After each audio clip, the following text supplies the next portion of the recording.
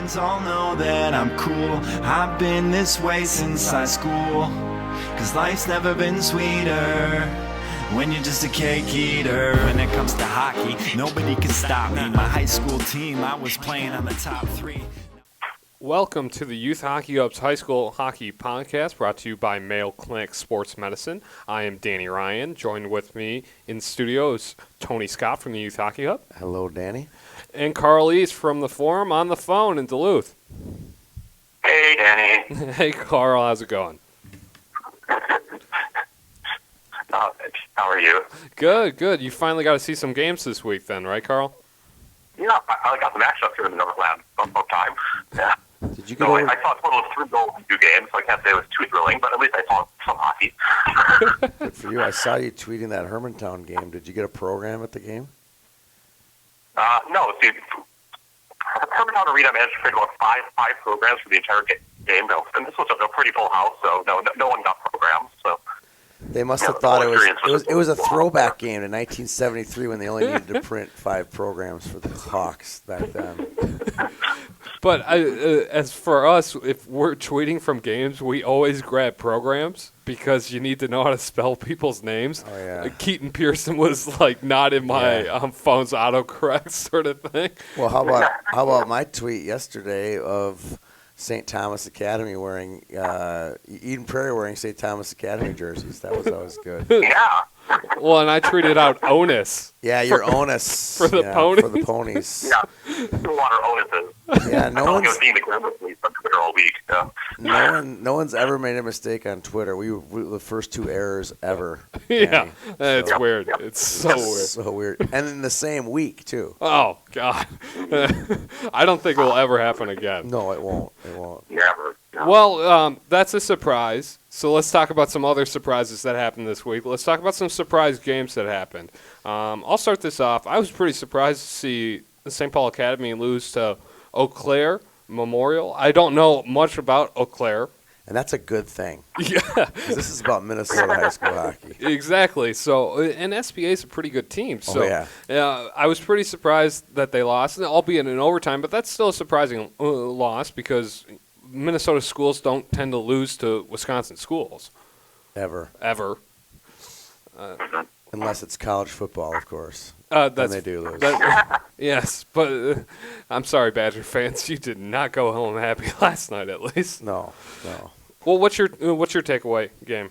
My game is going to be Mankato East beats Chaska in a single A school beating a double A school is a little bit of a surprise. Plus, it's Mankato. I mean, Mankato's just never had a strong hockey. I know some of the kids on this team.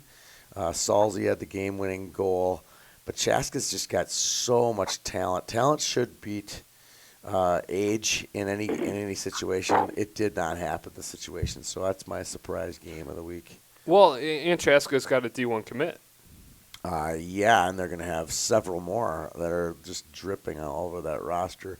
They had another kid named Shane Lavelle, who's a freshman. He'll be a Division I player. He'll be a commit here in the next year, as well as more coming. So this is a program. I'm telling you now, in 2 or 3 years, it will be all over our show. We'll be talking about Chaska. The Hawks. Well, Carl, what's your takeaway surprise games of the weekend? Okay. Well, I'm going to be a good homer as usual and talk about both of Duluth East games. I mean, they went 1-1, which if you looked at their schedule coming into this week, it really wasn't a huge surprise. You expect them to, beat White Bear Lake and lose to Wayzata, but the opposite happened. They lost to White Bear Lake and then they beat Wayzata. White Bear actually looked like a pretty decent team, ground out a decent win, had some great goaltending from Bob Corrado. Easton looked like a team playing its first game of the season that hadn't scrimmaged anyone, which they hadn't. So they were very rusty. But then they bounced back the next day and beat the defending state champs and, really took it to them for 2 periods before Wayzata had a strong surge in the third. So Hounds, up and down both days, but all in all, not a bad week. I'm sure the chatter in the coffee shops in Hermantown and the Duluth area are all about, this is why we don't have to play Hermantown. We beat Duluth. We beat Wayzata, and Wayzata beat them. So all the bragging rights are on the east side of Duluth this morning, I'm sure. Yeah. Well, and it's weird to say that Wayzata is 1-3 and they won state last year. Is that Yeah, they're always a slow starter. They started slow last year, and they won the state tournament. So I'm sure there's not a huge ripple effect going on over there right now with Wayzata. No. Okay. The two defending state champs have combined for one win so far. And Yes. and that was Wayzata over Hermantown. Wow. Yeah, that's kind of weird, isn't it? Yeah, but they both have played a pretty tough schedule. There's no cupcakes there yet for either team. No, I think by the end of the season they're going to be combined for probably 40 wins, sort of thing. Oh, yeah. And they'll conceivably could both be in the state final Yeah. again. So let's not get too worried about it. I'm not too worried about those two teams at all. Okay, let's talk about some other games that happened that maybe weren't as shocking as those. First game was Delano Breck on Tuesday. Delano wins this game 5-2. I was there. Carl, you watched this game. This was pretty much – yeah, it was Breck dominating kind of the whole time, right? Yeah, especially the first period, totally. And then Delano slowly picked it up from there. But the score really doesn't reflect the gameplay at all in this one. Breck has definitely the deeper team. They were bottling up Delano for long stretches, but once Delano gets that top line loose, whether it's on the power play or just off the rush, they're tough to stop. The other thing that stood out with Delano is they're struggling to break out the puck. I don't think they don't have the top defenseman that Hermantown or Breck does. This is a team that is just dominated by one line, and that's what it looked like. They had a decent power play because they put what's that freshman's name? Pianimi? I'd see. Let's call him Picky, though. We'll Picky. call him Picky. He's Picky. a little Picky. He's a good player. He's a very good player. But, I mean, I didn't see, other than Meyer, Hallinan, and Kieran, that was a very one-dimensional team. That's my takeaway on that. Yeah, but that's a double-A line. That's a and they're double-A playing line. against Class A most of the year. They're going to have their way with teams. You can already see it. Ben Myers already has 12 points. It's the first week of the season. Yeah. I mean, come on. I think, if that's a team that makes it to the state tournament, they can challenge a Hermantown because, One-line TV timeouts. That's easy. It's easy. And both goaltenders for Hermantown and Delano's goaltender looked better, than Hermantown's goaltender by far. Yes. I mean, Breck had open range for most of this game. So I think the next meeting of these two will be the section final game, and I think that will be a very interesting matchup as well. Yeah, and teams definitely, change. Yeah. Some for the better, some for the worse, some for injury. Yeah. And then development. And it's hard to really – I think when we're talking about this in late February, the section final in this one, I think we're all going to be picking Breck. I have just a weird feeling about Breck getting better. Les Larson's just a great coach, taking nothing away from Delano's coach Garrett. I just think that I think at the end, I think Breck is probably the better team in this conversation. And I think they got to settle down with their point scoring too. I think Matchlet's going to start heating up and things like that. They got to find where their scoring is going to come from, and by the end of the season, they will. I think so too. Okay, let's stop. Yeah, go, Carl. If they scored a goal early in this one, it would have been a totally different game. Yeah, shots were 18-5 in the first period favoring Breck. So if Delano would have let one in, that would have been a completely different matchup on that one. Yeah, no doubt about it. Let's talk about next one, Lakeville South versus Stillwater.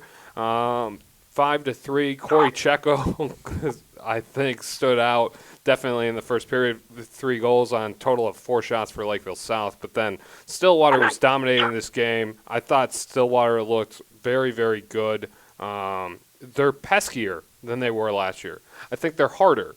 Some teams you say got softer. This is a team that got harder. I agree. And I think they have a purpose this year. I think last year that team looked more flash in the pan sort of thing. This does not look like a flash in the pan type of team. No, I thought the interesting take on that Lakeville South game was that Stillwater just controlled the game. You never even got the sense, even then when they were behind, that they were going to lose. You knew that they were going to eventually score.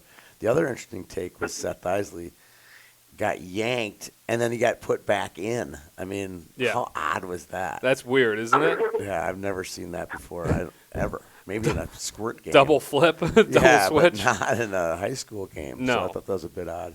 Isaiah Delora played well for the Cougars. Yeah. Yeah, and I thought, there was I think Lakeville South's a very good team. I think they can compete with Lakeville North in their section, but holding on to win against Stillwater type teams is going to be kind of difficult for them. You saw both, not sticking on that topic. Yeah. You saw both, north, south, or north. South. Okay. You saw them both this week. Which one do you think is better South. today? South. You think South is South. better than North? I think South will beat North, and here's why. I think goaltending is better. I think defense is better. Now, Keaton Pearson is very good for North. I think they can trap them and get on the board quickly, and I think South can handle North. That's my take on that. The only reason I would agree with you, I think North's got more depth.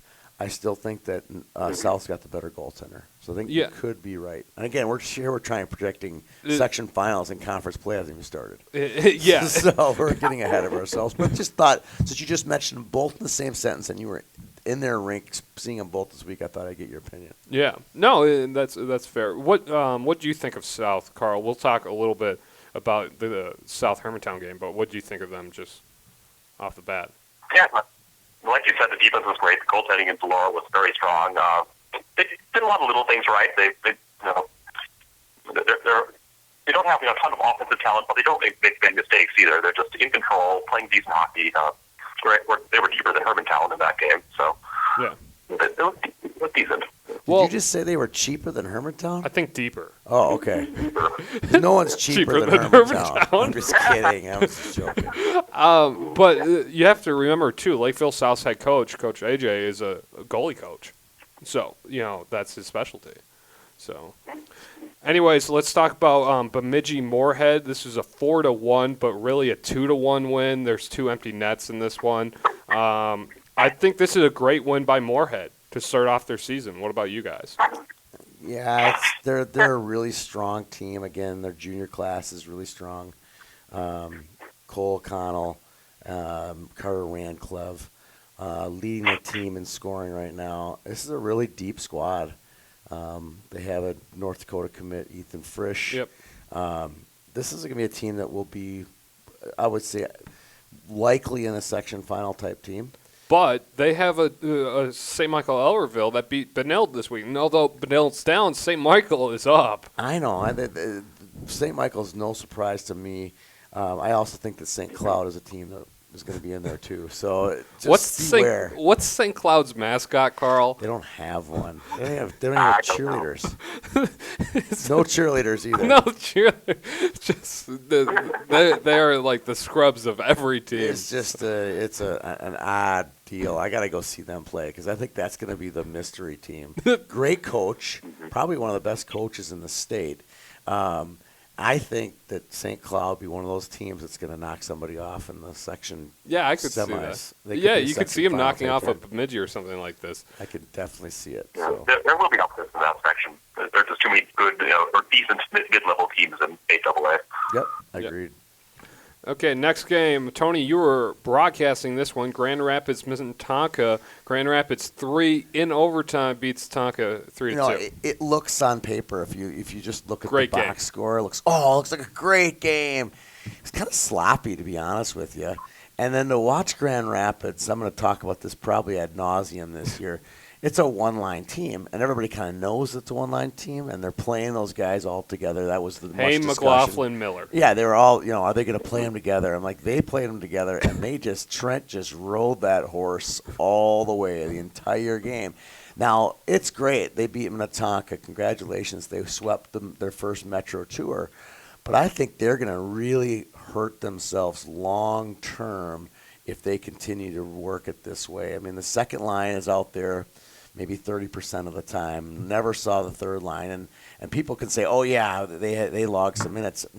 If they logged some minutes, they weren't touching the puck when they were logging minutes because I was broadcasting the game, and I never had to look down for a player's name because they never had the puck. So that's going to be a problem. As a former player, I tell you this, if you're on the second or third line and you're never getting the puck, you're never getting attention, never getting the puck in the net, you're going to lose interest in a hurry. And you have to really dig down deep and bite your tongue and enjoy the role of being a role player on this squad. long term, I think that could be a problem for Grand Rapids. Short term, congratulations, they won a couple games. They're going to win a lot of games. But I think we're going to find out who this team is really about when they have to go through the gauntlet of the Edina Invitational in a couple weeks. Well, and right, exactly. And if you look at this team, too, they scored 8 goals this weekend. All 8 were by that top line. All 8. Well, that's just by mathematics alone. When when they're on the ice that much, they're going to score all the goals. Can they hold up in a tournament like the Edina Invitational?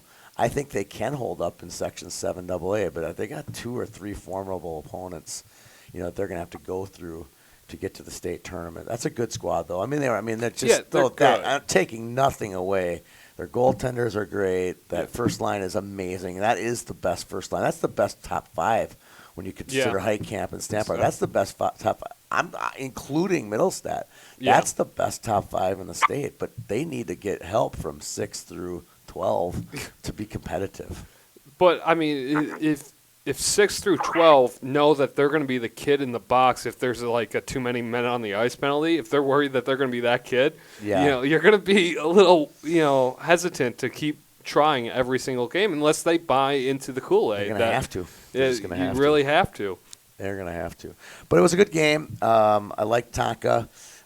They got a ways to go. They lost freshman Clay Hannes for the season. He had a hip growth issue in his hip. He had an injury against St. Thomas Academy, and that kind of ended his season. So and he's a Gopher commit. Yep, Minnesota commit. Dynamic hockey player. Unbelievable hockey sense, great hands, great speed. He could have easily run their power play on Friday night if he were healthy. Tony, I can't believe we've talked about this whole game, but not the most important part of this game. Oh, what was that? Your highlights. Oh, yeah. Did you like that? Yeah. Oh, yeah. Those were slick. Those.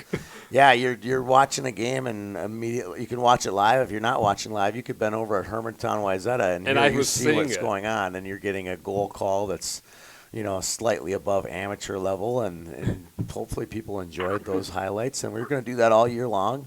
Every Thursday night, lots of matzah, thanks to our sponsor there. They're going to be bringing us a game every week. We did Cretin and Eden Prairie. We needed to do that game. We needed to get some prep film for our B-roll. our Eden Prairie podcast. So, here we were in the rink when Let's Play Hockey is broadcast. And we won't do that the rest of the year, by the way. We're going to pick our own games. We want to pick games that aren't being broadcasted so the hockey fans out there can get 2 or 3 games to view every night, whether it be Twitter or live stream.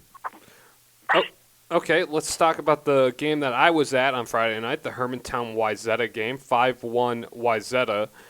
This was a game that Hermantown kind of dominated in the first period. They had their way, but it was it was a heavyweight fight in the first period, just a slug match sort of thing. But then Wayzata just started to weigh on this team, and the depth of Wayzata kind of just came through, I think. And I don't think Hermantown's goaltending can compete in a Class 2A field. And this end of the day, Hermantown's a one-line team as opposed to a depth team that they were before. And Sandberg looked good to me, but it's not the Wyatt Amont that steals the show like we saw last year. I think watching Wayzata in this game looked like they took their week of practice and used it to good use, but then to go ahead and lose to Duluth East on Saturday 2-1 is just surprising to me. But I think we'll probably see that consistently through Wayzata throughout the season because they don't have consistency. They'll be consistently inconsistent. Yes. I think you're right. Tell me, did Sawyer Anderson play goal for Wayzata on Friday night? Yes, it wasn't. Did he play on Saturday against Duluth East? I don't know that. I haven't looked at their box score. Okay, I'm just curious because he's a big goaltender. Yeah, and he's been a great player in the Wayzata system all the way through, and I'm not surprised. He's always been bigger than Reed. Yeah. So I'm not surprised that he's going to get a chance to earn some playing time. And Wasenko's a good goaltender. Oh, yeah. And so not to dig anything against Wasenko, I think he started both games with a turkey trot. So maybe Pat O'Leary was just trying to mix things up, and clearly it worked in this game. And I just think Wayzata just poured on, and there was like a 3-minute stretch where 4 goals were scored, and I didn't even look up from my Twitter. But yeah, that's the hard part about Twitter. You start tweeting and you can't even watch the game sometimes. at points, Wayzata looked like a very good team in this matchup, and so I was kind of happy for what I saw out of them in this game. Moving on to Duluth East Wayzata. Carl, this is a surprise game. That's sort of a surprise. I mean, East beat Wayzata last year too, so maybe they just have Wayzata's number. But the Hounds came out. I think they're hungry after the loss on Friday night. They really dominated the first two periods of this game. Shots were something like 20-7 after the second period. Wayzata poured it out in the third, but it was still a very even game. It seems like it's East controlling long stretches. So Hounds look good. And I believe the box score shows a sophomore playing in place of Meyerhoff. Is this true? He started Friday night. They played Luke Hansen at home. And Hansen played at home. I got it. Okay. Yeah. And they both played well, but both only gave up one goal. So. Yeah, true. So, how'd their defense look, Carl? Defense looks strong, and I think that's really the key to this East team season going forward. It's that young defense. They've got Lemaster, Payne, and Reed Hill, Carson Cochran, but they're very decent players back there, and they're really the key to this East team. There's lots of Division I interest in Carson Cochran, so this is a kid that you'll hear his name more and more as the season progresses. Okay, let's talk about St. Thomas Academy, Lakeville North at St. Thomas Academy yesterday. Lakeville North wins 6-5 in overtime. I think the thing that stood out to me in this game, because I was there, is Lakeville North played their style of aggressive, kind of in-your-face style, chippiness sort of thing, and St. Thomas played their style of free-flowing shots to the net sort of thing. And so both clashed, and both had successes. I think Lakeville North just threw pucks at the net, and Vinny Capeza did not have a good game. And St. Thomas was just in the offensive zone for in the third period. They shot 21 shots in the third period. They were just on fire. Good St. Thomas, but the bad St. Thomas of just defensive lapses and goaltending out of position, it kind of makes you nervous as a Cadet fan. So I thought North played their style of hockey well, but they're not as deep as they have been in years past. Okay. Tell me about the at the end of the game, it seemed, though, following it on Twitter, it seemed as though that St. Thomas was in complete control. Was that throughout the game, or was it just in the third period? I would say from the second period on, that was really the case. Now, overtime, North had control. I would say that. I think St. Thomas came out flatter in overtime, and North still wanted to win. And so that's what it looked like. I think that the third period was just dominated by St. Thomas. And the problem, they scored 3 goals just to come back. They scored 4 in a row to get to overtime. So, you can't let in 3 goals in the first period on 7 shots and expect to win the game. How about how fast was the goal scored in overtime? It was scored right away? 5:34 left. So there was a little settle down. Unlike the Minnetonka game where it was 11 seconds. Done. I've never seen that. I've seen a lot of fast goals in overtime, but that's a new record. That's kind of humiliating. Yeah, boy, the crowd went quiet and hurried there. And they drove away. They couldn't get out of Pagel fast enough. And then the last game that I want to talk about, Carl, you were at this one, Lakeville South Hermantown. Other than it being, not getting a program, what else stood out to you, I guess? Lakeville South kind of carried the play for longer stretches this game, which is kind of surprising. As you mentioned earlier, Hermantown really doesn't have the depth that they've had the past couple of years. They do have star talent, and I'm not sure if this was the case in the game you saw, but they did break up Watkins and Sandlin, so they had 2 decent lines going, but at the same time, the depth wasn't quite there. I'd say good scoring chances were about even.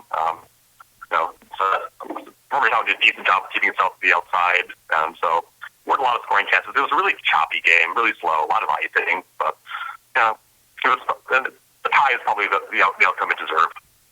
Yeah, it was ended as a 1-1 tie. I don't know if I mentioned that, but I think that's a pretty good tie for Lakeville South early in the season, too.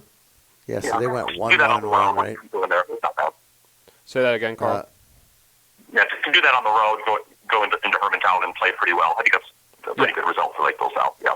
And then I was saying Lakeville South went 1-1-1 in that 3-game opening stretch, which is about expected. I'd say it's a even par. Yeah, that's you're making out okay if you're Lakeville South. Yep. Okay, those are the games that happened last week. We're going to switch gears and talk about some players that kind of have stood out to us that we've seen because we've all been to a couple games this season. So we're going to talk about a couple of them that have stood out that we weren't really thinking would stand out or maybe just caught our eye more than usual. I'll start it off. I'll go back to the Turkey Trot. Sam Huff leading that Maple Grove team into the championship game of the Turkey Trot, quote unquote. But this is a senior-laden team with Maple Grove, and Sam Huff is their leader, and he's got 6 points, I think, like that, or four goals, 2 assists. So this is a kid that's making 5AA a question mark if Centennial's the best team in that section.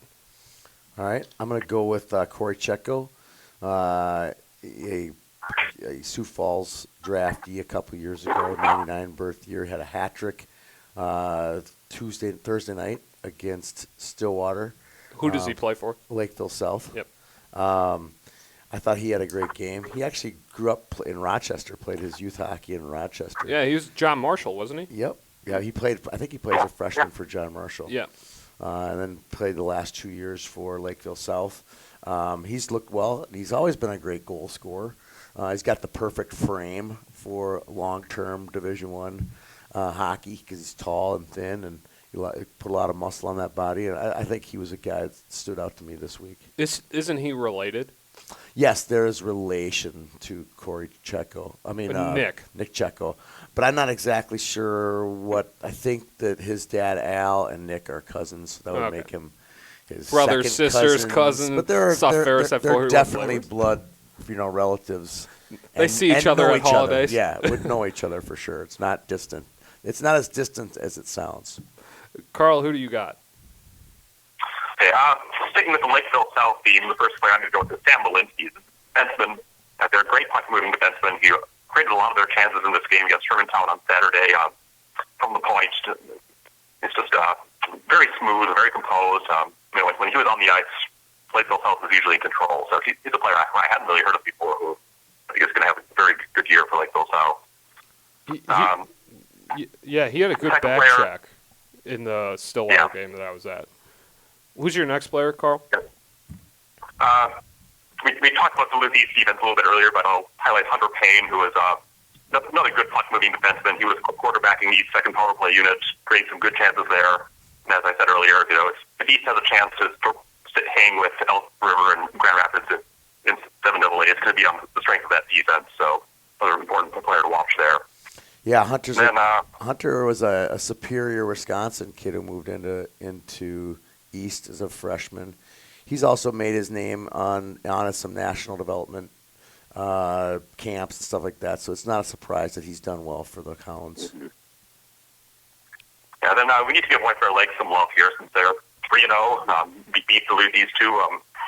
It's top offensive player so far is Max Genrich. He's scored 6 goals so far. A bunch of those were in a blowout over Forest Lakes, but it looks pretty sharp. And White Bear Lake doesn't have a bad top line. They're going to put up some points this year.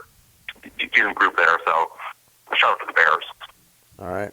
I'm going to take my turn here at a guy. I'm going to go David Andes from Minnetonka. He scored on Friday night. Seems to make a lot of plays for a big guy, and he's definitely one of those guys who's not afraid to lay the lumber as well. So he's an asset to Coach Urich over at Minnetonka. And again, we're talking guys who don't get a lot of ink, a lot of press. Yeah. This will be a kid that you'll start to hear more and more of this year. I'll give you one that you should hear a lot of press on already. Keaton Pearson for Lakeville North, defenseman going to Omaha. This kid was the reason why Lakeville North won the game against St. Thomas Academy.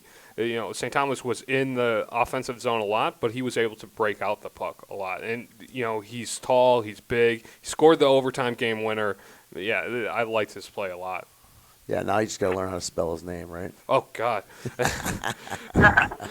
Auto-correcting Twitter. Oh, yeah. It's not very kind. I'm going to take a guy. This is one that for sure no one's heard of until the other night. He had a hat trick for Hastings. Colin C. is his name. And these were not plucky little, Empty garbage net goals. goals. These were all earned. I mean, these were some snipe, second chance type goals. Colin was a heck of a player, and he was hard to stop. The Jags had a tough time stopping him. They started line matching him. They started doing whatever they could to get him stopped. So he's a name maybe start hearing a little bit more of this year as the season goes on. And then the last one I have is Dalton Weigel for Breck, defenseman. I remember last year I voted him all tournament, and his play has continued. I thought he stepped up with the puck well. So fast and smart and heady. I really like him on the point. He's good at breaking out the puck. He's calming presence because he's been on the team for a couple of years. He knows how to look at the ice well. I really like that kid in the Delano game. Okay, let's transition back into talking about some games this week. We are going to start, let's start non-pick'ems first. Wayzata Breck. This is another game. I think Breck's going to win this game just because of the consistency of, I love it. of Wayzata.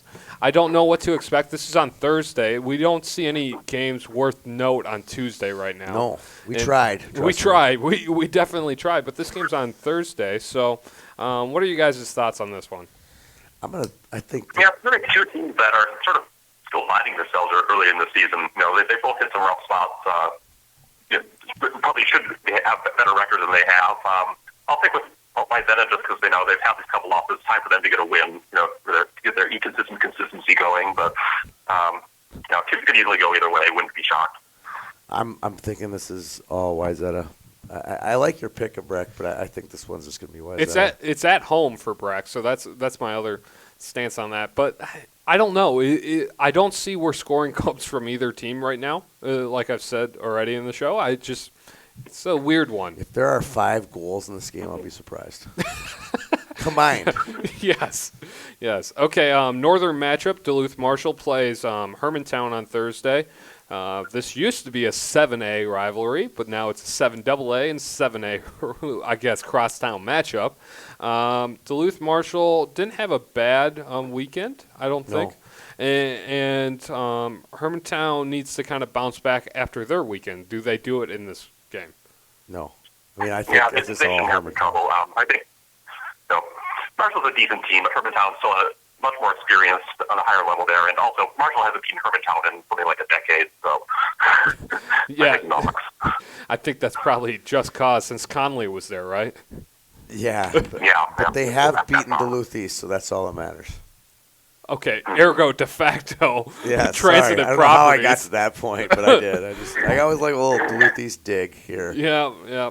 Okay, so Saturday, game that we want to touch base on, Prior Lake at Lakeville South. That's a good game. Yeah, this should be a fun game. It's our first time really hearing and seeing about Prior Lake. We've kind of the Loch Ness Monster. You hear about them, but they're never seen. In this 2AA, yeah. See them for sure. Yeah, that's a pretty decent team in 2AA that we aren't talking about yet. They can win the South Suburban. I think this will be a real big kind of a coming out party for them. I think they got a deep team. Who's their players? Oh, players for them. Kevin Fellows. Well, he's been on the team for 20 years. This is his 4th year on the varsity, yes. Jackson Judding is a kid who's got strong Division I interest. He's a great player. They're just deep. This is the same top to bottom. They'll have a goaltender, Cade Kujowski, his sophomore. Cade, as a 7th, 8th, and 9th grader, was a goalie of the year finalist on our website, to give you some idea how good this kid is. I don't know if I want to watch Prior Lake right now because I don't want to spell that name on Twitter. Oh, yeah, it's easy. It's Kujowski. It's super easy. Super easy. Great kid. He'll be their goalie for, like you said, he'll become the Kevin Fellows of this program.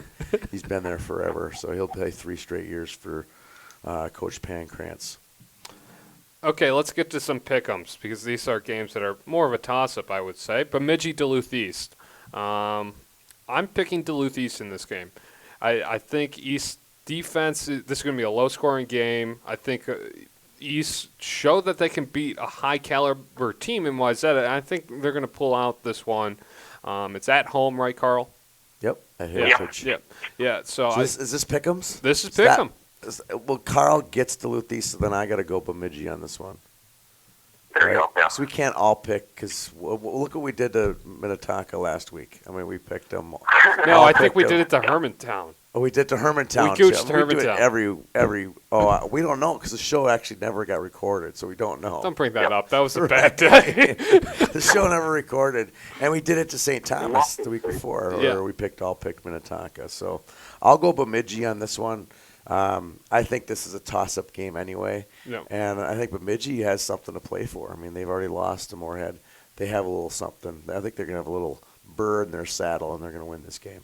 Carl, anything to note on this one? We should mention that both teams are missing one of their top forwards. Alex Pollock is out for Bemidji, and Ian Mage is out for East.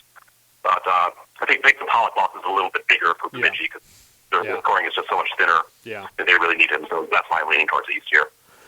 Okay, game on Saturday, Elk River Centennial. This game's at Centennial. I think I will go to this game, and I think I'll bring a friend with me. How about that, Carl? Yeah, I plan to be there. So I think I'm picking the Elks in this game.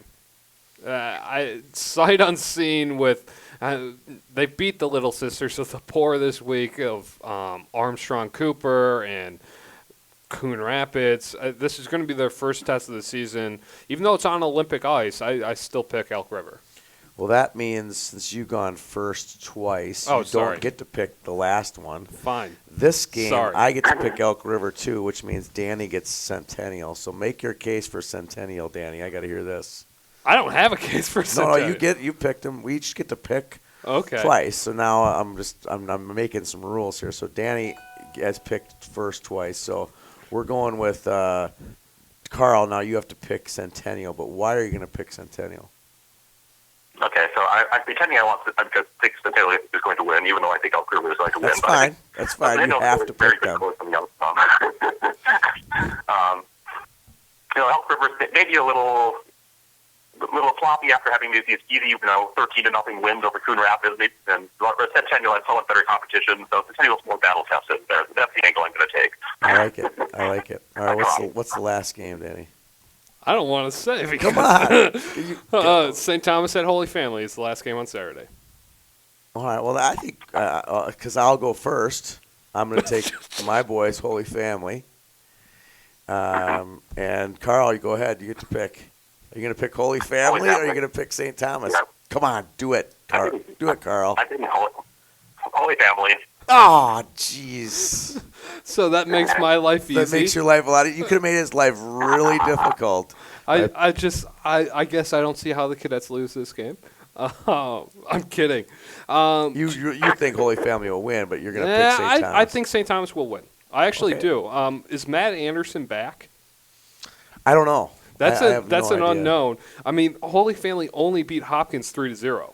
Yeah, but I think they just couldn't get the puck on the net. I mean, this is going to be That's like saying we got to knock Eden Prairie off the top spot in the top 10 because they only beat Farmington 5-1. I mean, better goaltender favors Holy Family. Better defense favors Holy Family. Better forwards, I think, favor St. Thomas in this game. Yep, I think Holy Family wins this game. I'm going St. Thomas, and I'm not backing down on that. All right. Are we doing more than 3 pick'ems? We're just doing these. We're three? just doing those 3. Kind of those a lighter week. Games. Those lighter week week though for games. Carl, you want to run down your top 10 that you just posted on the forum quickly?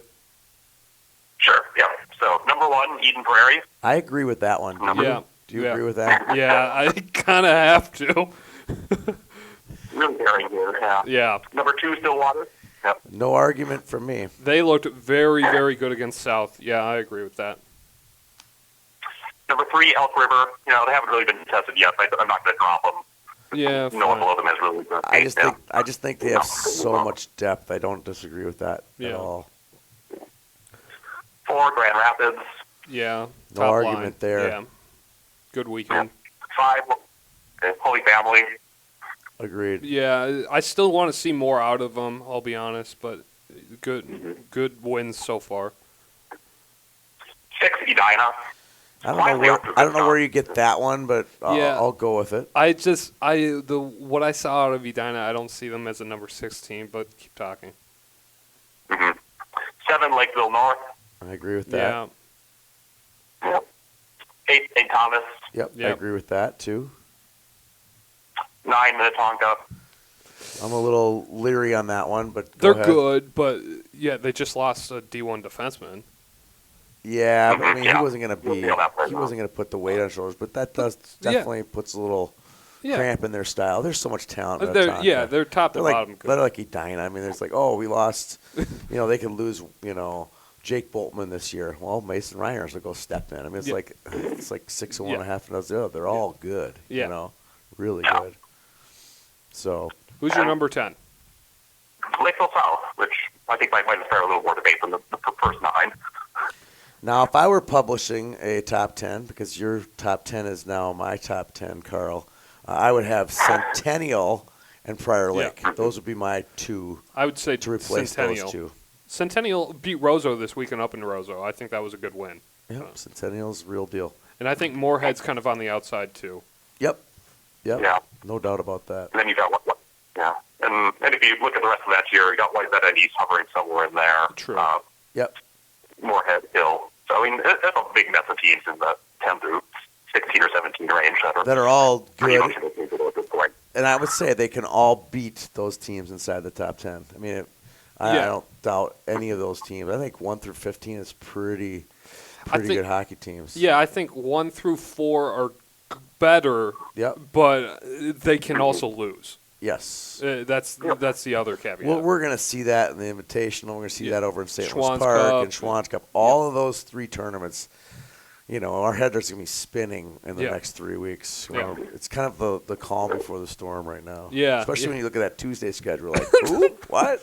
There's nothing here. Yeah, And Thursday doesn't get much better. No, you know? if I'm thinking about going to Jefferson Eden Prairie on Thursday, it's not really. Yeah, that game's power going to play. look a lot like the Farmington game. Or Million the Cretan shots. Game. Yeah, lots of shots. Retta Penning and Huther are going to see a lot of rubber that game. Yeah. Okay, well, this has been our show. So, Huge shout out to Mayo Clinic Sports Medicine for their sponsorship of our show. Thank you, Carl, for dialing in from Duluth. For Danny Ryan and Carl East, I'm Tony Scott. Thanks for tuning in. Last night my kid tore up his league. He had a hat trick right up his sleeve. Coach said he's never seen that. Gemini Athletics gonna have to stitch the C patch. I've got Ferraris, Maseratis, drive all over the place. I drink martinis, never seen these looks all over their face.